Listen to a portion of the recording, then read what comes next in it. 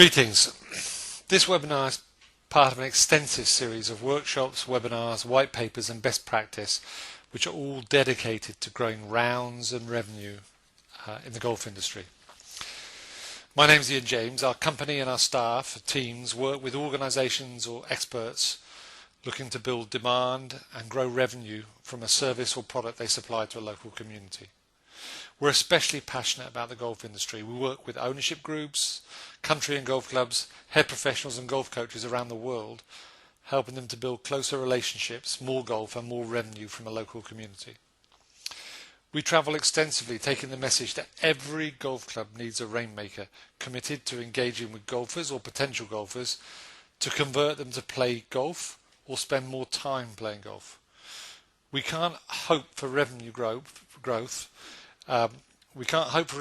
We have to get better at creating it.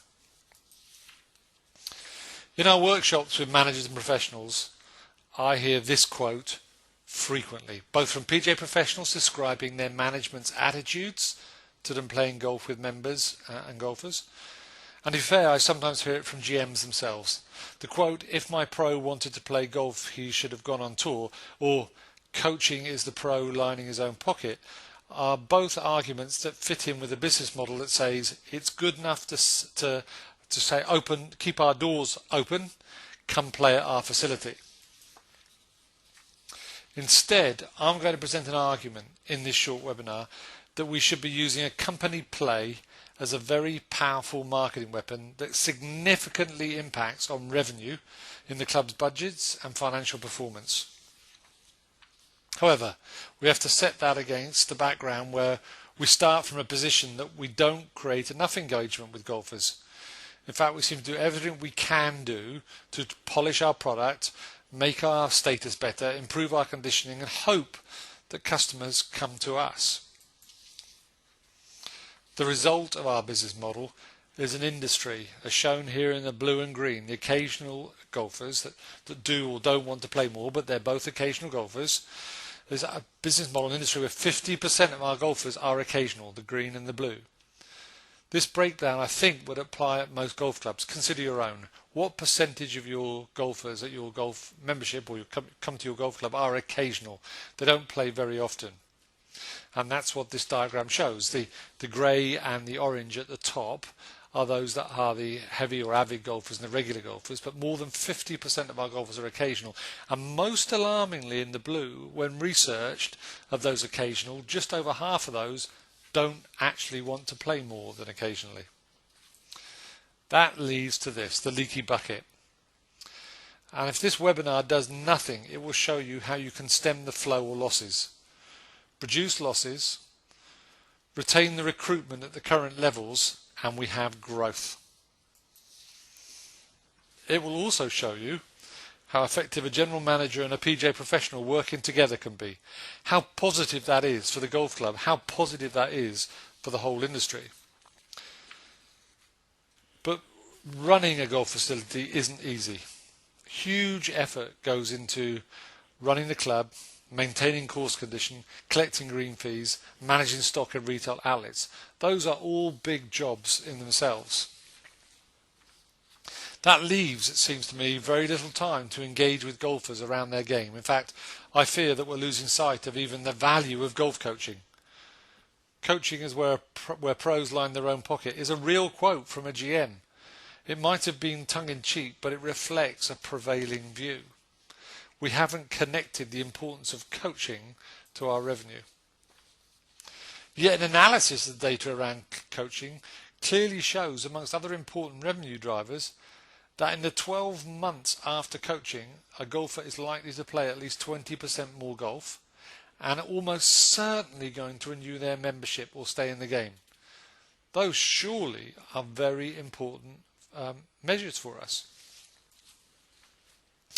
By the way, engagement is extremely important to what might well be the greatest company in the world. They know how valuable engagement between an expert and a consumer is. If they know that, then it's surely something the golf industry needs to re-examine.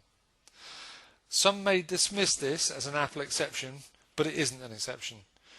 It is, in fact, the very it is in fact the very basic marketing model behind the retailer products and services. We inspire customers to want to engage, touch, feel, experience our product. From there we convert them into paying customers, and then our work goes into retaining them. The most successful companies find ways to do this better than anyone else. That's a clear hint, it seems to me, that we need to move beyond our heroes-based approach to marketing and revenue growth. Watching our heroes, yes, is an inspiration, but it's not an engagement. It may drive us to think about the game, but it's not an engagement. The same will go for the Olympics this year. It isn't enough to have a generation of potential golfers watch it. We need to find a way to get golfers and non-golfers to engage with our product. We need to create a pathway that brings them to our golf club and brings them to engage with our golf professional, who can then convert them, as an Apple genius would convert a customer to a purchase, convert them to the game of golf. That same model, inspire, engage, convert, retain, is one we need to embrace for ourselves. In fact, we need to focus very hard on engagement and leverage the potential of our PGA professionals to engage with golfers in the search for more golfers, more rounds and more revenue. And a critical part of this is improving our retention of the golfers in the game. Many golf clubs do a good job of getting the captain and the pro to engage with 2 golfers a week. But the golfers they're engaging with are often already your committed golfers, your avid golfers, looking to extend their relationships or influence in the golf club. Often even the way this is set up is a competition. And yet, be very aware that the majority of our golfers, if you ask them to place themselves on this continuum where we have social and entertainment on the left as our priority and sport and competition on the right as our priority, the majority, especially our occasional, are not competitive. They might well bet in a round, but that is part of a social experience, the betting. It's not a competitive nature of, I am going to have the best score I can ever have. I'm going to be the best golfer I could ever be. If we want to improve retention, we need to work very hard to engage with those who possibly struggle with their game. And I promise you, those will be golfers whose priority will be much farther to the left. Now, it'd be fair to say, for this webinar is about company play and golf professionals playing with golfers, that some professionals play golf at least once a week, but often they play with the same group. This becomes their social getaway. In these conditions, the GM might be more accurate, rather than say go on tour. They might be more accurate if they said my pro plays with his buddies. By the way, my suggestions in this webinar are going to be great for a PGA professionals coaching and retail business. Because what drives the revenue numbers for the retailer or coach isn't the number of members or golfers at the facility, the total audience on the left, but the number who they have an effective relationship with. So the number of they can influence, and especially the number that they can convert regularly to big sales. Those that we need to focus as PGA professionals on getting more numbers on the right here from our audience on the left. So let's start from, as an example, with a pro and his 2 staff, and give them an objective to play with as many golfers in a year as they can. If they each played in 1 4-ball for each of the 50 weeks and played with different golfers each time, that would be 450 golfers they'd reach in 50 weeks. That's a lot of social networking. That's a lot of business relationships. That's a lot of benefit to you and the golf club. Now, what if the GM decided to improve retention and asked the pro for help? What if each week the GM gave the pro a list of golfers who were only occasional, prioritizing those who he or she felt were most likely to leave? What if the pro and the staff managed to play with all of those golfers in a year? That round would become a business networking opportunity. The objective of the golf professional, not just to play with the golfer, but to end the round with a more activated golfer, more likely to play more golf and to stay in the game or to retain their membership. So we'll be taking the GM's list, playing with golfers, that's the engagement, but attempting to convert them to a point where they're more likely to be retained or play more golf. In fact, if I was the GM, I would set some measures for the end of each round. I'd want a percentage that the professionals played with to finish the round and be booked into their next round immediately. I'd want a percentage booked into the next club event. And because as the GM I know how powerful coaching is as a retention tactic, I'd want a percentage booked into coaching programs. I'd want to make those percentages as high as possible. I'd also want the pro to have identified any barriers to more golf that a golfer has and a barrier to their likely renewal of membership. I'd want them each month to go through the list of golfers they played with and discuss those issues with me. I'd like to get down to the detail of each customer. I'd also want my pro to stay in contact with each golfer they've played with. I want to track how much they're playing to ensure they're participating in club events, to be offering encouragement through whether it's face-to-face, phoning up to check they're playing in a event, or sending out a little personal reminder of something they talked about, or making sure they're following them on Facebook or Twitter, or getting their emails, or coming to the pros' content in the website. At the end of the year, I'd expect my professional to check every one of their accompanied golfers and the golfers they've coached against renewals and to proudly report on what their renewal percentages were. I'd want to know of the golfers they had accompanied, how many renewed their membership if I was a private members club, and if it's a public facility, I want to know how many rounds they played with in the next 12 months or in the rest of the year.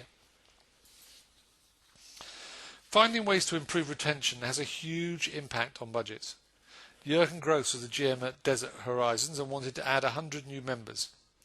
When we analysed his figures, and especially his losses, if he could reduce his losses by half, he'd be at his target inside 4 years doing nothing different. And actually, when we sit with golf clubs, we find that the lowest hanging fruit sits with reducing losses. That makes the easiest to make and biggest impact on the budgets and financials. What does stick out from the Desert Horizons conversation I had with Jürgen and with Rick Rupert the pro is that when I suggested to the GM give Rick, the PGA professional, a list of golfers, Jürgen replied to me that Rick didn't like to play golf. He said his PGA professional didn't like to play golf. Rick, of course, responded immediately and said that he didn't play because the management had passed comments about the amount he did play. With them, we saw the GM trying to find common ground by stating that this was Rick and his staff playing with. This would now be Rick and his staff playing with who he wanted them to play with, and that was much better. And we left the meeting with an agreement that the GM would give Rick and his staff a list of 20 golfers each month, and they would try and play with each of those golfers during the month at least once, and then have 3 objectives with those golfers: to get them booked in for the next round, to get them booked in the next event, and to try and get them booked into coaching. And that's the point. Jürgen is right. The GM should be using the professional staff as marketing and sales weapons. And right now, stemming the loss of golfers should be a priority. Getting the professional staff to play with golfers who don't play enough not only helps to stem the loss, it increases the amount of golf those golfers play. A company play is a great engagement tactic. It should be used an awful lot more. I hope in this webinar you've taken on board 2 things, 3 things probably. The first is that engagement is fundamental to our marketing model. It's not enough just to inspire people to think about golf. We need to engage with them just as an Apple genius engages with a pro.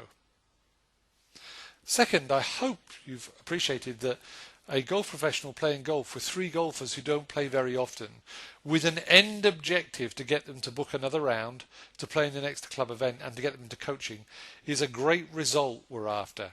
Because, and the third thing I hope you have embraced, is key to our growth is stemming our losses. and a company playing with golfers the GM has identified who don't play enough is a great way to start to stem losses. If you have any queries or questions about this, my contact details are on this slide, so is my email address. Love to email, take a phone call, talk to anybody. And if you see one of our revenues or workshops in your area, please come along. And if there's anything else we can do to help you with your marketing, please contact me. Thank you very much. I hope this was valuable for you.